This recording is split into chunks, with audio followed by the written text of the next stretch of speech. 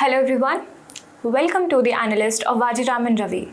In today's news discussion, we shall be doing an in-depth analysis of articles that have been derived from both the newspapers, that is, the Hindu and the Indian Express.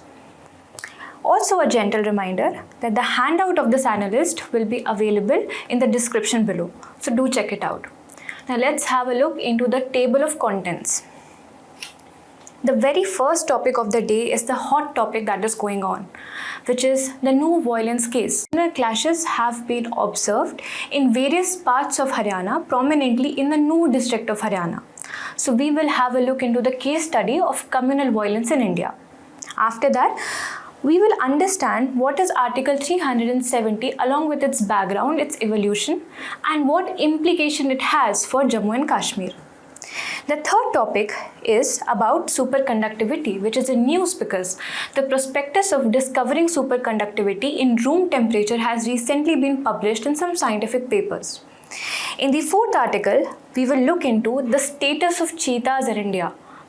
The cheetahs that has been translocated from Namibia to MP have seen 9th death since March, which is of a grave concern to us, and that is why we will study it from UPSC both prelims and mains point of view.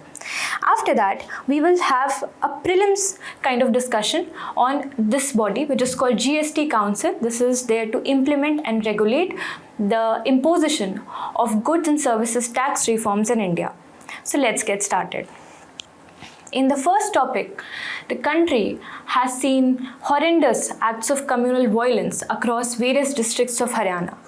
This particular topic is important for us not only from GS1 point of view, where we study about communalism, but also from the internal security perspective, which finds its place in GS3 part of syllabus. And also, we shall be learning some measures to cope up with communal violence as a case study, which is important for ethics, that is GS4 paper. So let's get started. Before beginning with the topic, I would like to start off by quoting Pandit Jawaharlal Nehru, who said, to quote unquote him, "Anyone who loves India would hate communalism, and anyone who loves communalism would hate India." So with this, we will understand what is communal violence in India, but before that, let us understand the context of Nuh violence. So what has happened? A religious procession took place from civil lines of Gurugram and was moving towards Firozpur Jhirka district. And meanwhile, in the Nuh district of Haryana, they encountered and they were erupted by communal clashes, which eventually led to imposition of curfew in the district. Many were strangled and few were killed. So this was the consequences of this particular clash. Now, what is communal violence? Communal violence is nothing but an aggressive manifestation of an ideology called communalism. So what is communalism? You might feel that this is nothing but a harmless affinity towards one's own religion or one's own ethnicity. But that's not the case. According to the Second Administrative Reforms Committee report, the second ARC report implies communalism as not just allegiance, but blind allegiance towards one's own communal group, which eventually leads to the manifestation of hatred and conflicts with the other communal groups. An outcome of this is communal violence. So now that we know about communalism in India, what are the factors which have aided communalism in India? Let's understand that. See, one thing is very clear. India is vulnerable to communalism since ancient times, since historic times. The reason being, we have unparalleled diversity. But there have been some reasons which have accelerated the commencement of communalism in India. What are these? First and foremost is the historical factor. So we know that India was ruled by British, and British pursued ruthless divide and rule policy. These policies were taken up more ruthlessly after the revolt of 1857 in the forms of Morley Minto reforms of 1909, which for the first time gave the provisions of separate electorates to minority communities like Muslims. Then there were 1919 reforms, there were 1935 reforms. All of them culminated and aggravated the sense of communalism in India, which eventually led to the unfortunate partition of India on communal lines, that is India and Pakistan. Now, one among the first cases of historic clash, communal clash, was observed in 1921 in the form of Mappila Rebellion. This is between Hindus and Muslims. So, we now understand that there was a historical precedence, but that has gone by. History is something, or this era is something which is far gone by. But communalism is still pervasive in India. Why? Because of some socio-economic and political factors. Some political factors which accentuates communalism includes use of identity vote politics, use of vote bank politics, use of aggravating communal speeches because of the politics of opportunism in India. And this has led to many conflicts, including the Babri Masjid demolition. Third factor would be social factors. There have been Ghar Wapsi programs. There have been forced conversion programs. There have been marginalization of the vulnerable communities which feel furthermore deprived, and that is why the communal tensions have been on a rise, especially after post-independence. The third cause is the economic cost. The economic causes include the sense of deprivation because of the competition among the limited resources. And this is especially seen in the northeastern regions where we have seen Neyveli village violence, we have seen Assam violence. The recent Manipur is also somewhat the manifestation of this economic deprivation. So now when we understand what are the factors aiding communalism, we must also understand what are the immediate triggers. As in this case, in this particular case, the immediate trigger was a viral video on social media which perpetuated hate speech, which is one among the reasons. The other reasons include fake news propagation with the help of social media, gender offenses, for example, sexual exploitation, rapes against women. Religious festivals are another breeding grounds of communalism in India. Land disputes again are another issues. But can we also quote some major communal violence outbreaks in India?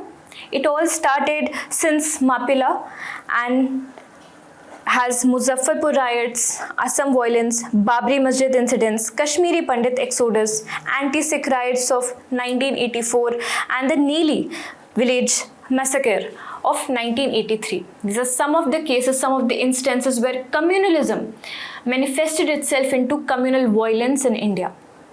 So now that we understand about communal violence, what is more important for us is to understand the measures which are needed to prevent the fatalities, to prevent communal violence in India. See, there can be various measures, but it all starts with prevention because prevention is better than cure. So we will be taking some preventive measures. If they fail and if the outbreak is anticipated, then level 2 measures will be taken. Level 3, that is when the violence has erupted, that will be taken.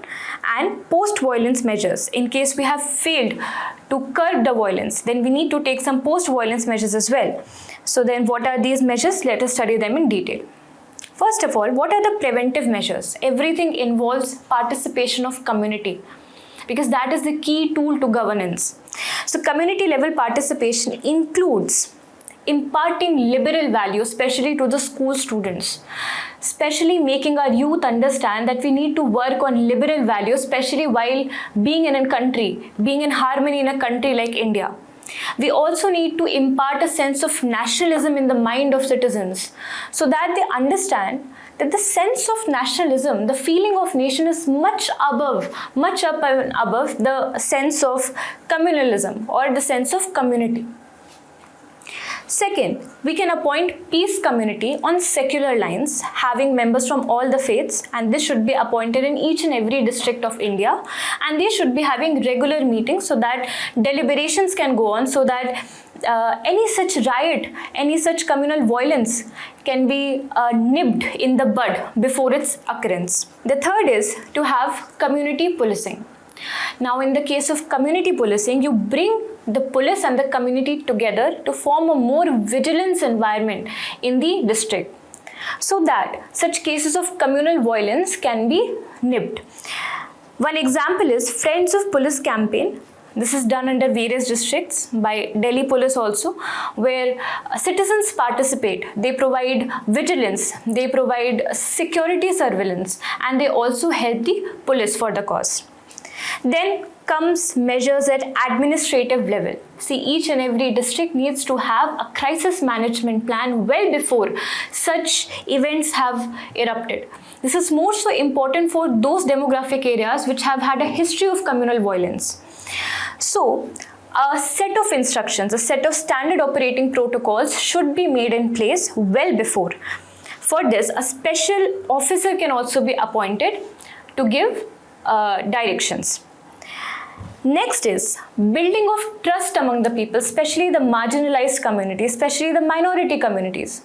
For this, we need to better upskill our police forces. We need to sensitize them towards the minority communities so that they don't feel biased. Third is building robust intelligence mechanisms which could well before predict eruption of any such communal violence. Then capacity building.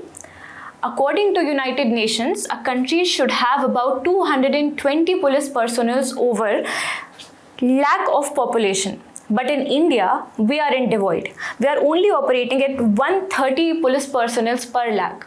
And therefore, we need to build our capacity furthermore. Next is management of immediate causes. Immediate causes could be hate speech, could be a social media trigger, or could be religious affairs like Holi, Muharram, etc. So how do we deal with them? First of all, for every religious festival, there should be a proper code of conduct which is chalked out by the district administration.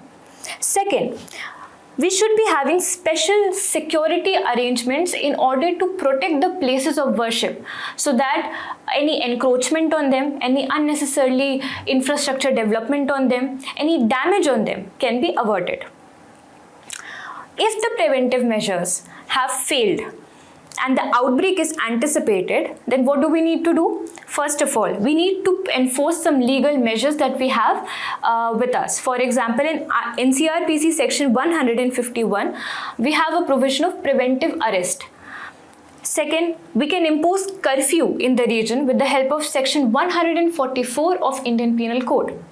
And we need to pre-deploy the police personnel in the sensitive areas or in the areas where the violence is anticipated.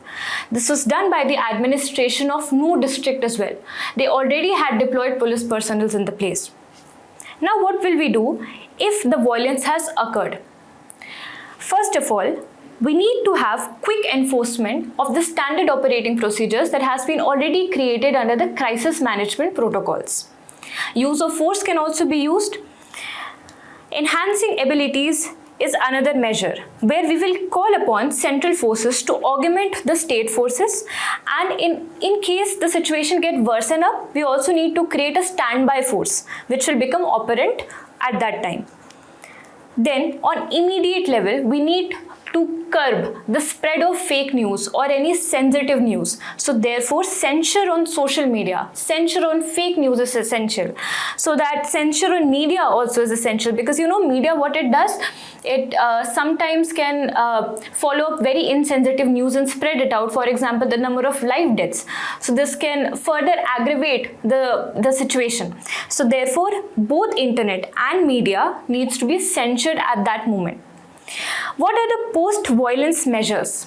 The most important thing among all is to give proper relief and rehabilitation and justice to the victims. Quick justice is the need of the hour. This will help to build the trust. Quick justice will be imparted with the help of fast-track courts. And they will give us, or they will set a right precedence that any culprit will not go unharmed in case, or unpunished in case they try to perpetuate violence in the name of communalism. Relief and rehabilitation of the people is another important factor that will be helping to rebuild the trust in the administration, in the governance, which will help to nib the further occurrence of such cases. There should be guidelines to establish long-term peace in the region. While short-term measures are important, we also need to ensure that further occurrence can also be stopped.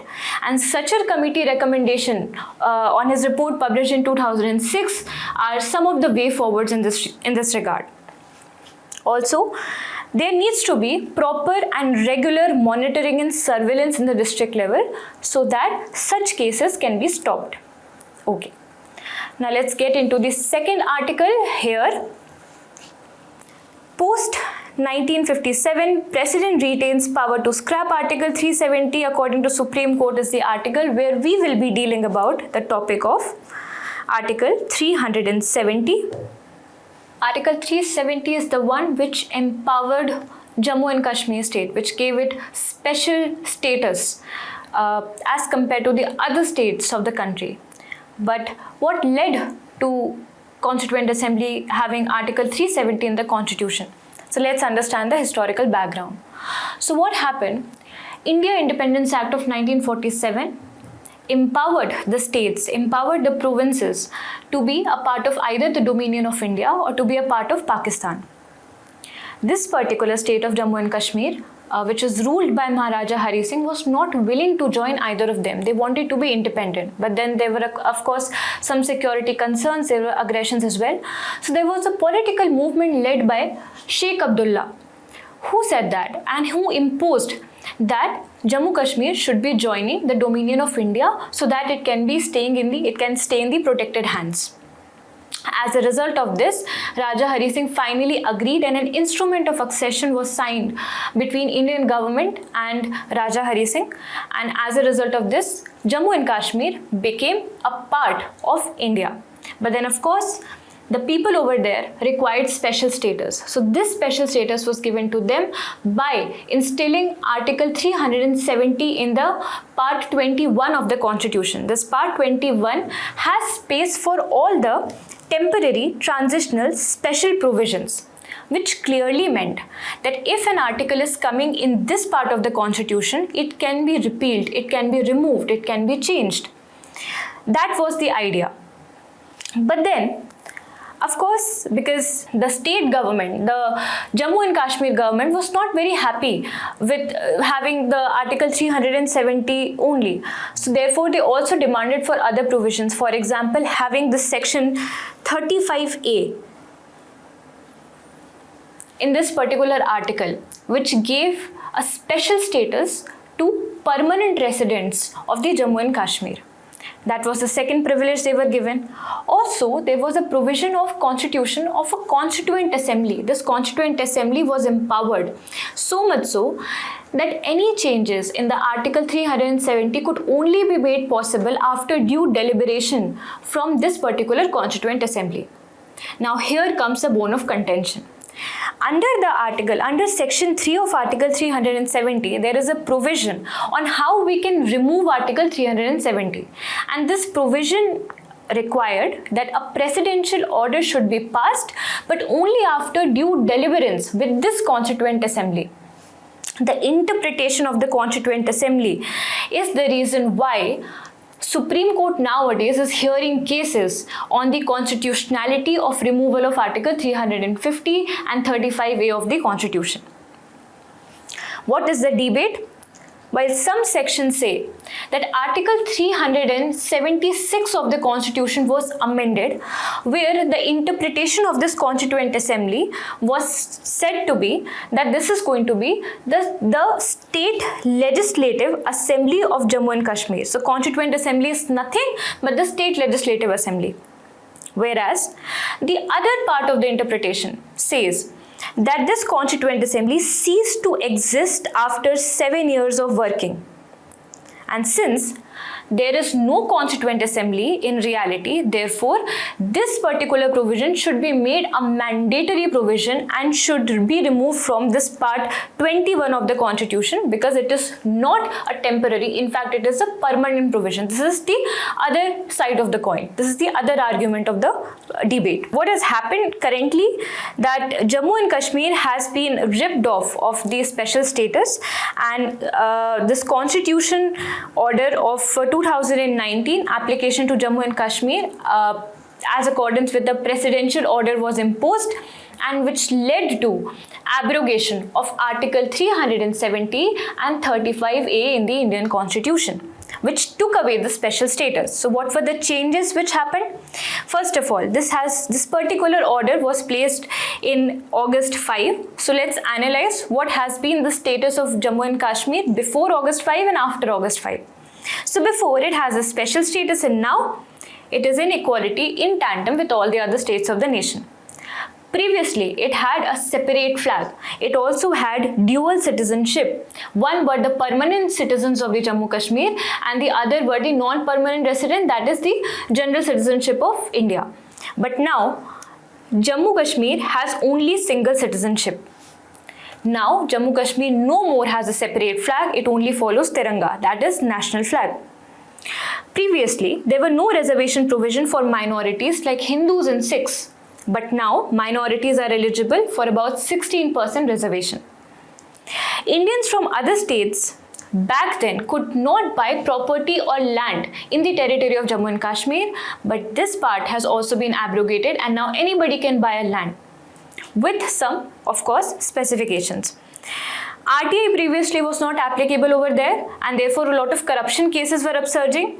But RTI is now applicable, a very, very important point. RTI is now applicable in the Jammu and Kashmir. Duration of Legislative Assembly previously was 6 years, but now in tandem with those of other states, it is only of 5 years. In case of women of Jammu and Kashmir marries a person who's non-resident of Jammu and Kashmir, she would be ripped off of her domicile status. But now this is not the case anymore. She will still be considered a domicile and will be given the property rights. Right to education was not applicable to the children. This was a fundamental right, Article 21A, but it was not given to the children of Jammu and Kashmir back then. But now it has been given under after this order. While the changes have been made, let's also analyze what was the need of the changes. First of all, the very intention due to which Article 370 was imposed was defeated, because in fact Jammu and Kashmir was suffering more than ever. There was security challenges. There were 2 generations of insurgencies and violence in one form or the other. Pakistani aggression, Chinese aggression were constant in this territory. So therefore, the very intention of setting up the special status was defeated. There were impediments in unifying Jammu Kashmir and integrating Jammu Kashmir with the rest of the nation also. There were a lot of corruptions going on because RTI was not applicable, because there was an anti-graft architecture, and therefore it was observed that per day expenditure of a Jammu Kashmir resident was as high as 14,000 rupees per day, whereas for a person living in any other part of the country it was just about 3,700. So this huge financial gap was also observed. Economic gap was also observed because of the ongoing corruption. There were other developmental gaps in the terms of education availment, in the terms of socio-economic development, so that also needed to be bridged. Then some international events, for example, the demand of autonomy by Taliban, the aggression in Gilgit-Baltistan region, the territorial aggressions by China were also some of the reasons why India felt the need that Jammu Kashmir should be integrated into an India in a uniform manner. What were the impacts of removal? First of all, the buying of land in the Jammu and Kashmir was given to all, was made an equal provision. Anybody could now take a land in the Jammu and Kashmir, which was not available so previously. But this is not possible in case you want to move a land from agricultural activities to non-agricultural activities. So this is one exception that we need to be reminded of. Second, as I have already told you, the non-local spouses of Jammu Kashmir women previously were ripped of their domicile status, but now they can have their domicile status. Separate flag of Jammu Kashmir has now become defunct. Denial of security clearances to stone pelters is also one among the provisions. So the CBI Department of Jammu and Kashmir has said that it will not be providing security clearances for passports to anybody who's causing aggression or who's taking part in stone pelting activities in Jammu and Kashmir. There was of course a retaliatory response, especially from the political groups led by Umar Abdullah. So a Gupkar alliance was formed in order to challenge the very process through which this article was abrogated, and therefore right now it is challenged in Supreme Court because of the way in which it was done, because many have alleged that it has not followed the due process of law. Proper consultations and deliberations have not taken place, and that is the reason why it has been challenged in Supreme Court. What should be the ultimate way forward of India with respect to Jammu and Kashmir?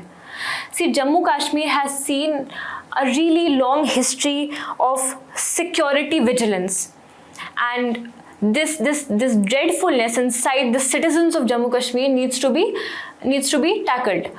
So for this, what we need to do, we need to reduce the security footprints, and we need to make the democratic institutions more robust, more empowered, more inclusive in the state. We also need to improve the perception of the Jammu Kashmir citizens with regards to administration. Their faith on the government, especially on the central government, should be enhanced so that they can be well integrated into the society. Okay, let's now talk about the third topic, which is the search for no resistance. So 2 new papers have been published recently which have indicated the possibility of developing superconductivity at room temperature. What is superconductivity? So first of all, let's understand what is current. Current is nothing but the rate of flow of electrons through a conductor. Now, while these electrons are flowing through a conductor, it is quite obvious that they will be facing collision with other electrons or the other materials. As a result of this, their flow will be resisted. This causes the phenomena of resistance in the flow of current. This resistance leads to dissipation of energy, dissipation of heat, which eventually leads to wastage of energy, okay, or decrease in the efficiency. But this is the case for a normal conductor. What happens with a superconductor? Superconductor is any material which is operant at a particular temperature which shows almost near to zero resistance, and therefore the efficiency is a lot high, therefore heat dissipation is a lot low, and therefore it can perform a lot of tasks. Okay. So superconductivity is particularly a state or in which a material offers zero or near to zero resistance to the electric current. This particular phenomena is generally observed in near zero temperature, not 0 degrees, but in 0 Kelvin, that is in minus 273 degrees centigrades. This is the temperature at which superconductivity is operant. Now, what the context is that this superconductivity might take place at room temperature also, and if that happens, a lot of application will boost up in the field of superconductivity, in the field of IT, in the field of electronics, in the field of manufacturing. Another provision is, another key characteristic is that it has almost near to zero electrical resistance at this particular temperature, therefore the loss of energy is also minimal. Let's also further talk about key characteristics in detail. We know that it provides almost zero resistance, so it is very efficient in the flow of current, leads to minimal wastage of energy, but it also shows perfect diamagnetism. Diamagnetism is a property of a conductor where it completely repels the magnetic field when it comes across it. So it stores all the magnetic field which is inside it, meanwhile repelling every other external magnetic field. So this is a perfect diamagnetic material. But does it operate as a diamagnetic material always? No. Only at a particular temperature which is called Curie temperature. Only below this temperature, a material will act as superconductive material. Above that, it will have some resistance, and that resistance will eventually lead to loss of energy, and so it will act as a normal conductor. It also shows Meissner effect. Meissner effect is where a particular conductor has repelled off all the magnetic field and has stored the intrinsic magnetic field inside its material. So it is very capable of diverging the magnetic field away from it. So these characteristics find vast range of application of superconductive materials. So superconductive materials includes the first ever superconducting property was shown by mercury, which becomes a superconductor at minus 270 degrees centigrade. The others are lead, aluminium, tin and niobium. These also show superconductivity at a certain temperature. They all have their respective but different Curie temperatures. Okay.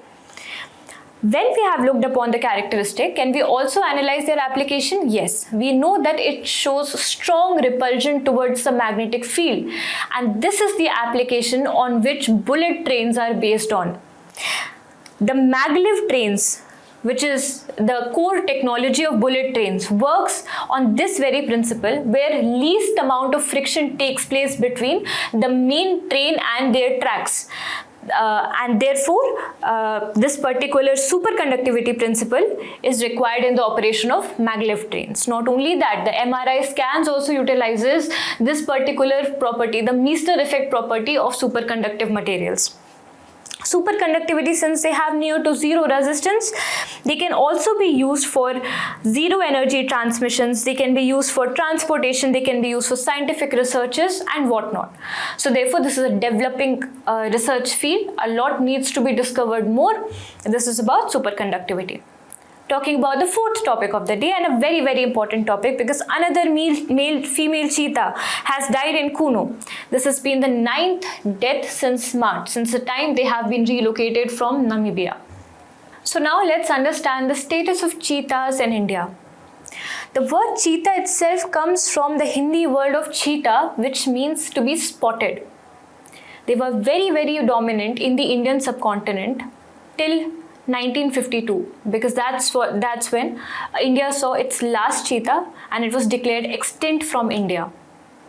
So since then, Government of India has been pursuing a lot of conservation efforts, their rehabilitation, relocation efforts, and one among them was Project Cheetah, which was launched by Government of India, specifically the Ministry of Environment, Forest and Climate Change.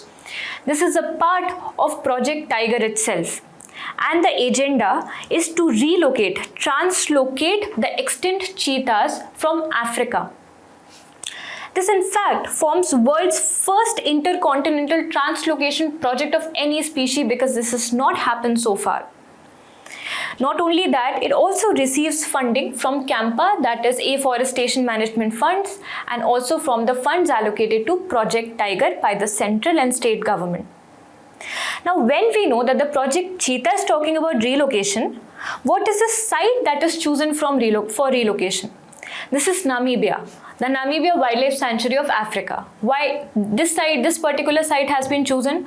First of all, because it has African cheetahs. African cheetahs are much less threatened as compared to the Asian counterparts. Asian counterparts are only available in Iran, and that too they are less than 100 in numbers. So their IUCN status stands at critical endangered, so we cannot afford to get them imported. So we have obviously chosen Namibia's African cheetah, whose status is of vulnerable in the IUCN Red List. Also, Namibia has been chosen specifically because it has the highest population of cheetah anywhere in the world. So it'll be fine if we relocate some of them to the country, right? Then these African cheetahs have got wide genetic diversity, which makes them more immune to the diseases. So therefore, they have high survival likelihood. Let's talk about physical features while we are discussing the differences between Asian and African cheetah. The Asian cheetahs are more furry, just like Asiatic lions. They are paler, they have smaller head, and they have longer neck. They are often distinguished by having red eyes. But the African cheetahs are obviously bigger in size as compared to Asian cheetah and has lesser furs on them. Cheetahs are the fastest land animals in the world.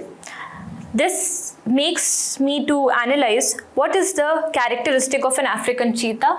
It runs at a speed of about 80 to 120 km per hour, making it the fastest mammal on the planet. And this is the reason why this particular species shows the least amount of man-animal conflict anywhere among the species in the world. They are diurnal in nature. That means that they only target their prey during daytimes, and they are not active during night times. The gestation period is roughly of about 93 days, roughly of 3 months. Then they are territorial in nature. An average female cheetah would require a 750 square kilometer range of her own in order to habituate. Now, as we know that these cheetahs were relocated to Palpur Kuno Sanctuary or Palpur Kuno National Park of Madhya Pradesh. which is in the Shiopur district of Madhya Pradesh. If I can draw a map and tell you the location, it's somewhere around here. Now, why this particular site was chosen? First of all, because it resembled the climate that was suitable for habitation of cheetahs. It is similar to that of Namibia. So it had dry deciduous vegetation, dry monsoonal climate.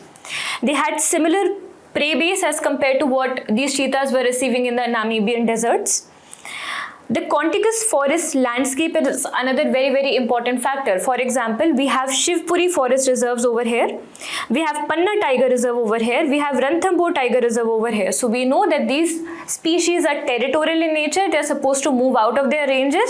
So they can comfortably move out because there is a contiguous forest landscape. Then, a very, very important feature why Asiatic lions and African cheetahs both are getting selected for Kuno Palpur, because there is an incentivized relocation scheme for the villagers outside in case the translocation of these species are taking place inside their habitat or inside their villages.